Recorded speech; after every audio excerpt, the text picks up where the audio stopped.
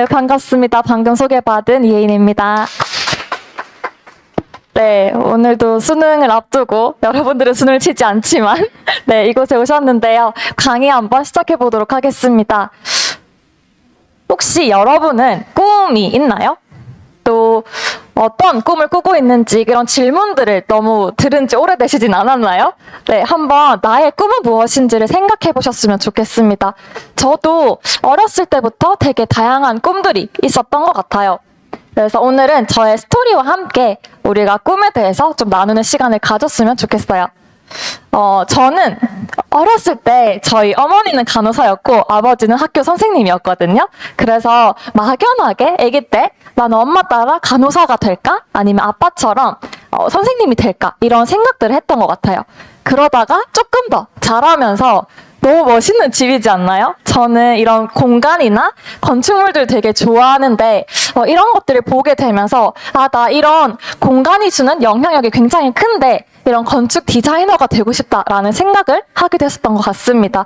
사실 이 꿈은 또 이 생각은 지금도 여전히 가지고 있어서 되게 인테리어 디자인 하는 거 좋아하고 또 앞으로 언젠가 제 집을 이렇게 꾸미고 싶다라는 생각도 가지고 있는데요. 그렇게 그런 시간을 지나면서 저는 또 감사하게도 어린 시절에 굉장히 다양한 문화권의 경험들을 할 수 있는 기회가 있었습니다.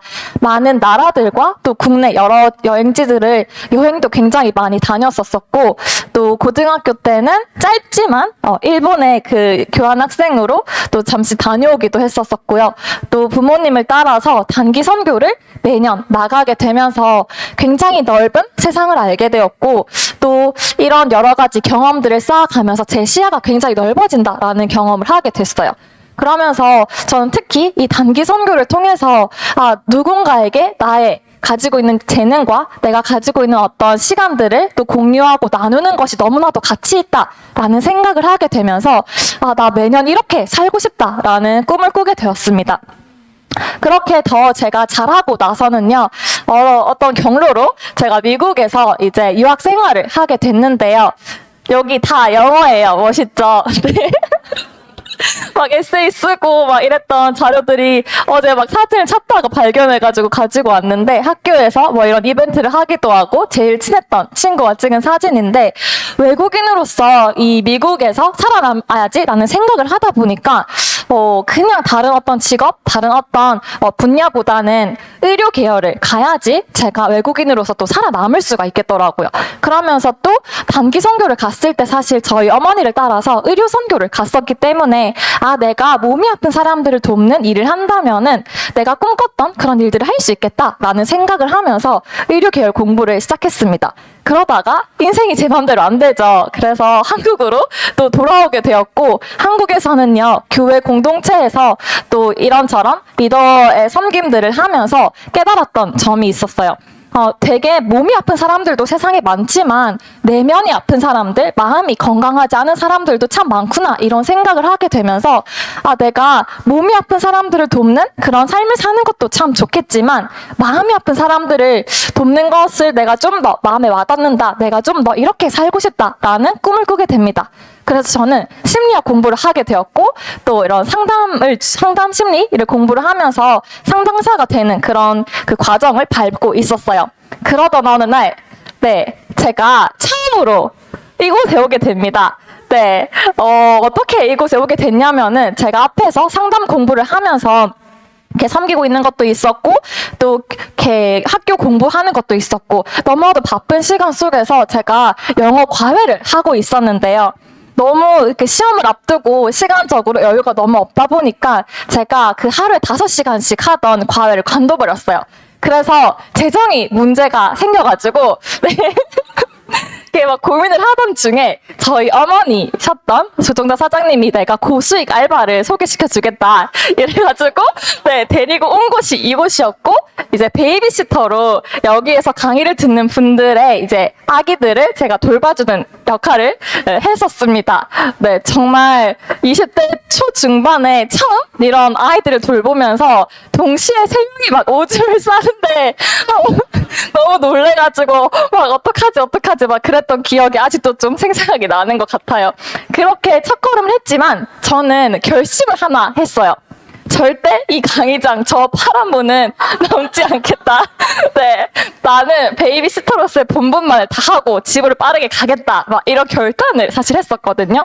왜냐하면 저희 어머니가 이미 먼저 한 3, 4년 정도 비즈니스를 진행을 했었지만 저는 네트워크 마케팅, 뭐 메나테크 모르겠어요. 그냥 부정적이었어요. 그리고 우리 엄마가 왜 이런 일을 하지? 막 이런 생각이 가득했기 때문에 내가 저 문은 절대 넘지 않아야지 라고 결심을 했는데 어느 날 이 문을 넘어버렸습니다.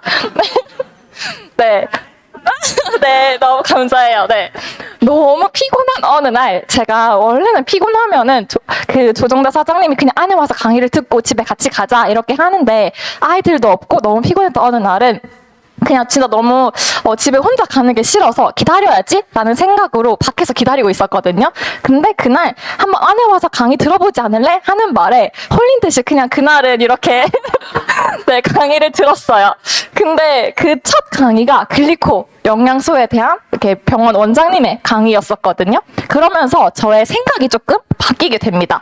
첫 번째, 이 글리코 메커니즘에 대한 이해가 생기게 되고 영양에 대해서 전혀 관심이 없었고 영양 부족과는 나는 상관이 없어 라고 착각했던 제가 그것이 아니라는 것을 깨닫게 돼요.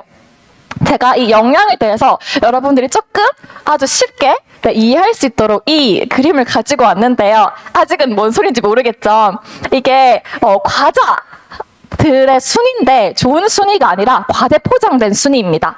그래서 최고로 많이 과대포장된 과자는요 83.2%의 빈 공간을 가지고 있고 그 나머지가 과자로 채워져 있다라는 거예요.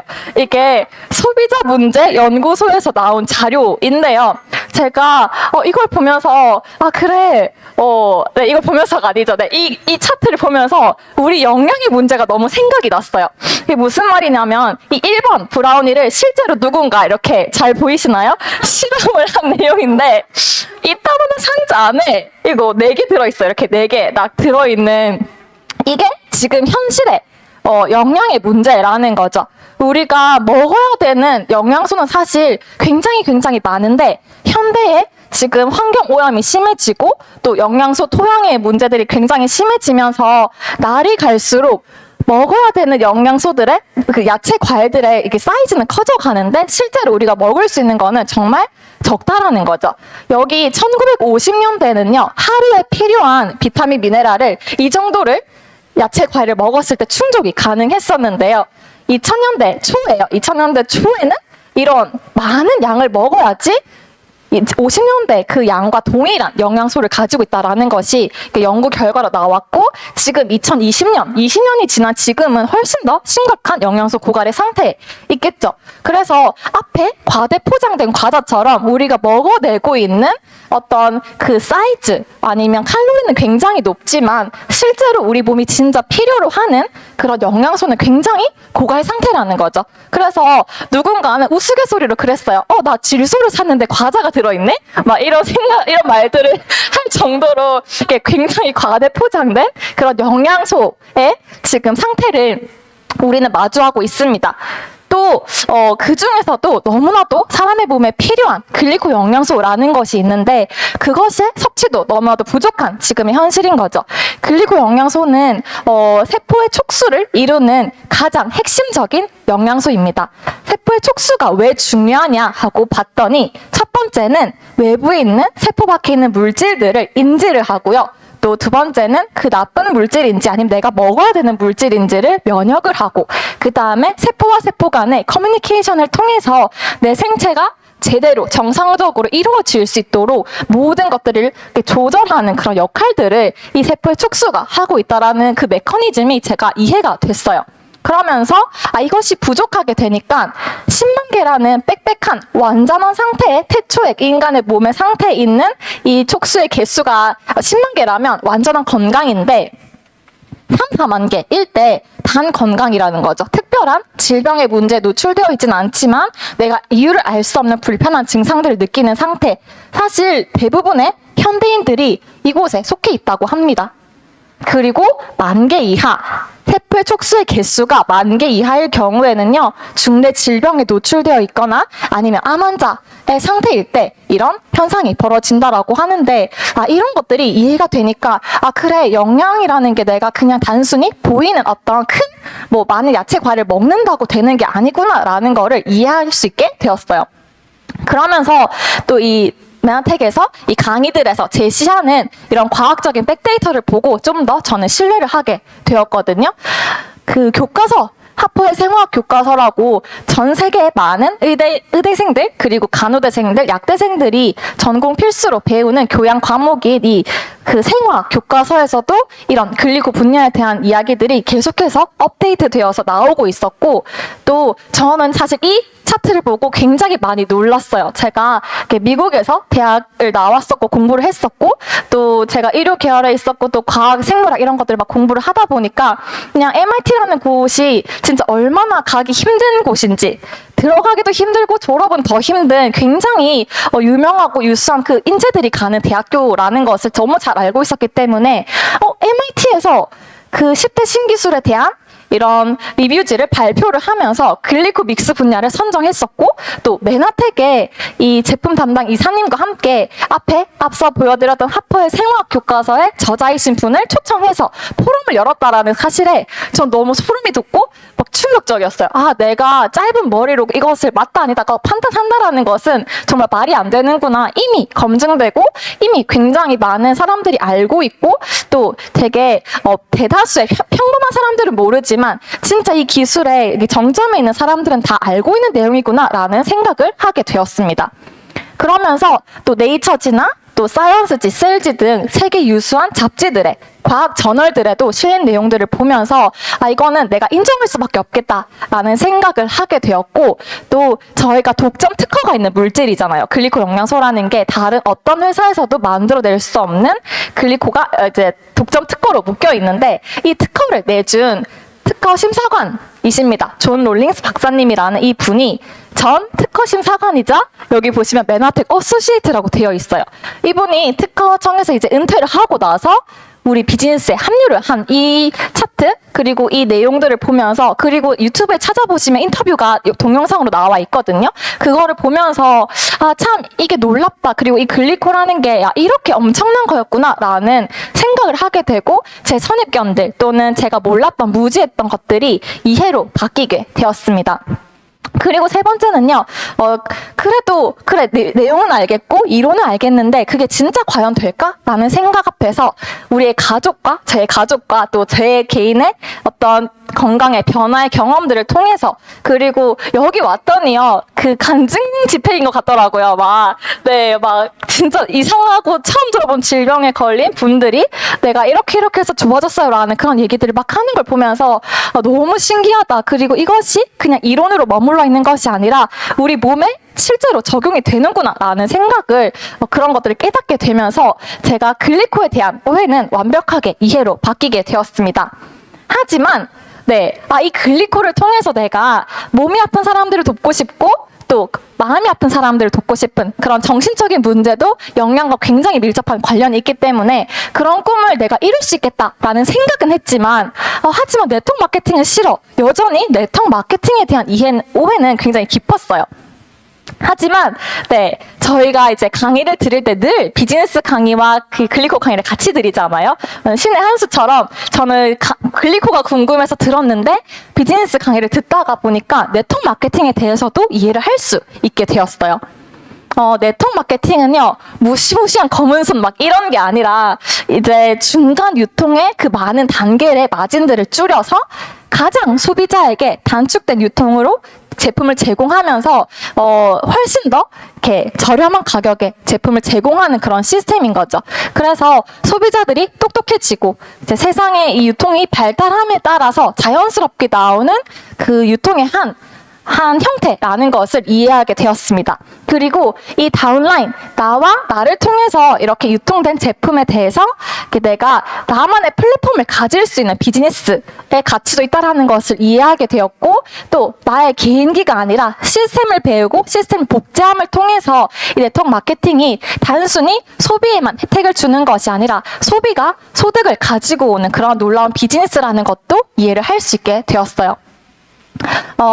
근데 여전히 전 좀 궁금했거든요. 아니, 그렇게 좋은 건 이해는 하겠는데, 왜 이렇게 한국에서는 이렇게 막 볼드모트처럼 그 단어만 꺼내도 사람들이 불편해하지? 막 이런 생각들을 했었거든요. 근데 이 차트를 보게 되면서, 그리고 우리나라의 역사를 이해하게 되면서 이 궁금증도 저는 풀렸어요. 미국과 일본은 10년 차이로 이렇게 유통이 이렇게 발전이 흘러가고 있는데, 우리나라도 그 일본을 10년 뒤를 따라간다고 합니다.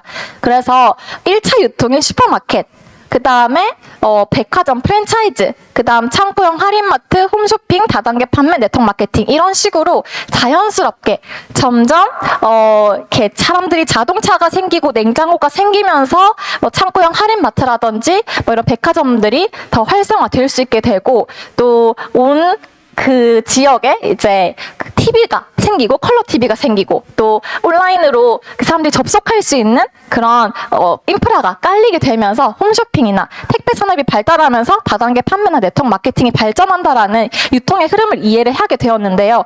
우리나라는 근데 조금 다른 형태를 띠고 있습니다. 원래라면 미국과 일본을 20년 뒤, 10년 뒤 차곡차곡 똑같이 따라가야 되는 그런 상황임에도 불구하고 저희는 80년대부터 삐걱거리기 시작해요. 유통에 문제가 생기기 시작됐습니다. 왜 그랬냐 봤더니 저희가 88 올림픽을 했었잖아요. 우리나라에서. 이 네트워크 마케팅과 다단계 판매라는 것은 발달하기 위해서 먼저 전제 조건이 있는데, 국민 소득이 2, 3만 불 이상이 돼야 되고, 그래서 내가 먹고 살기에 급급한 그런 삶이 아니라 정말 질 좋은 제품을 구분할 수 있는 그런 소비자들이 많이 생겨야 하고, 또 그다음에 이렇게 막 인프라라든지 택배 산업이라든지 이런 주변의 모든 환경들이 갖추어졌을 때, 3차 유통이 완전히 안착되었을 때에 그제서야 자연스럽게 발전할 수 있는 건데, 1988년도 88 올림픽을 하게 되면서 전 세계가 정말 너무나도 조그만 나라, 우리나라를 발견하게 되는 거예요. 그러면서 외국에 있는 수많은 유통회사들이 무분별하게 다양한 형태를 가지고 들어오게 되면서 준비 안 된 상태에서, 법도 없던 상태에서 이런 문제들이 일어나게 되면서 사람들이 인식 속에 굉장히 불편한 어떤 문제로 이렇게 인식을 하게 됩니다. 하지만 이것은 결국 우리가 산업이 발달하고 유통이 변화하면서 만나게 될 수밖에 없는, 그리고 올 수밖에 없는 유통의 흐름의 일부이기 때문에, 내가 이것을 부정하는 것은 그거는 말이 되는 것이 아니구나. 어쩔 수 없이 당연히 우리 모두가 결국에는 소비자가 되던 사업자가 되던 둘 중에 하나는 반드시 하고 있는 세상이 오겠구나라는 이해가 되게 되었어요. 그러면서 저는 또 ESBI 사분면 자유라는 이런 가치를 이 네트워크 마케팅에 대해서, 메나텍에 대해서 공부를 하게 되면서 알게 되었는데요. 너무나도 익숙한 책이죠. 저는 처음엔 책은 안 읽었어요. 그냥 강의를 듣는데 이런 이야기를 하는 거예요. 모든 사람들의 소득의, 수익의 원천은 네 가지로 나눌 수 있는데, 내가 시간과 돈을 바꾸어서 일하는 봉급 생활자나 자영업자들은 E와 S 사분면에 속하고, 내가 그 자리에 있지 않아도 돈이 돈을 벌고 또는 시스템이 돈을 버는 이 BI 사분면이 또 존재한다라는 것을 이때 머릿속으로 정리가 되게 되었어요. 그러면서 노동 수익보다 자산 소득이 훨씬 더 크고, 또 자산 소득을 가진 사람들이 자유를 누릴 수 있다는 사실을 제가 처음으로 개념적으로 이해를 하게 되었습니다. 그래서 모두가 비사분면으로 사업가, 내 삶을 스스로 경영할 수 있는 사업가가 되기를 꿈꾸는 것을 이렇게 책에서 막 권고를 하고 있는데, 평범한 사람이 이런 사업가가 되기 위해서는 시스템이 필요한데, 그것을 만들 수 있는 방법, 살 수 있는 방법, 활용할 수 있는 방법, 3가지가 있다고 합니다. 하지만 정말 내가 돈도 없고 재능도 없고 능력도 없는 평범한 내가 이 일을, 이 시스템을 가지기 위해서는 활용하는 방법, 바로 네트워크 마케팅을 하는 방법이 가장 안정적이면서도 가장 성공할 수 있는 방법이라고 하는 것을 또 듣게 되었어요. 왜냐면 수익의 원천을 제대로 내가 이해하지 못하고 수익의 원천을 통제하지 못하면은 내가 그냥 월급 생활을 할 때는 물통 소득을 받는 거나 마찬가지이고 내가 BI 사분면으로 넘어갈 때에 진짜 지속적으로 수익이 발생하는 파이프라인을 만들 수 있구나라는 것을 깨닫게 되었습니다. 그래서 내가 생각했을 때는 단순히 그냥 진짜 이 자유라는 게 단순히 그냥 내가 삶을 살면서 약간의 자유를 꿈꿨지만 진짜 시간의 자유, 진짜 경제적인 자유를 이룰 수 있다라는 거의 개념이 전 너무 충격적으로 다가왔어요.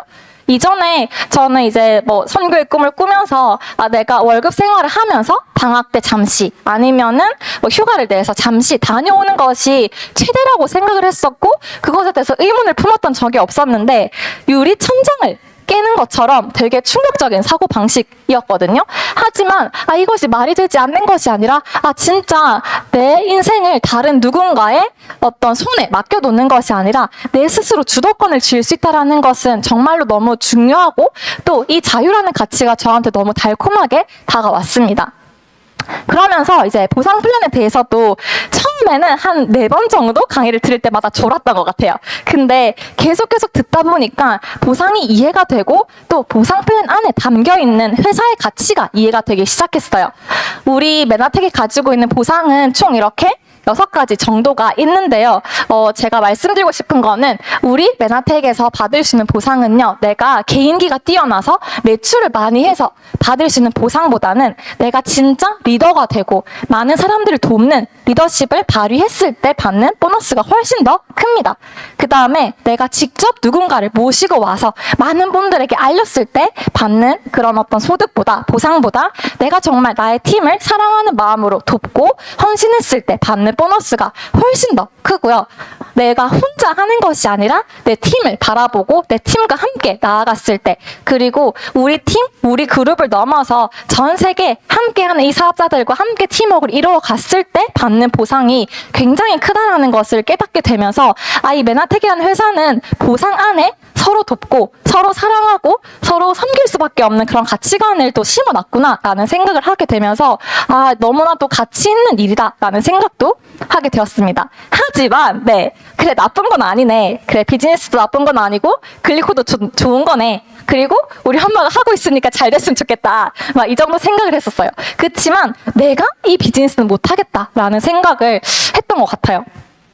그런데 제가 어머니를 따라서 미국의 메나페스트에 진짜 놀러 갔습니다. 제가 미국에 다니던 학교와 되게 근처에서 이 메나페스트가 열렸어서 엄마가 그냥 우리 그쪽 가는데 한번 갈래? 라는 말에 그래 친구들 한번 볼 수 있을까? 라는 생각을 가지고 진짜 놀러 갔던 것 같아요. 근데 거기서 제가 발견한 회사 임원진들의 모습 그리고 이 회사가 가지고 있는 진짜 그 깊은 가치관을 제대로 마주하게 되면서 제 생각이 조금씩 바뀌게 됩니다.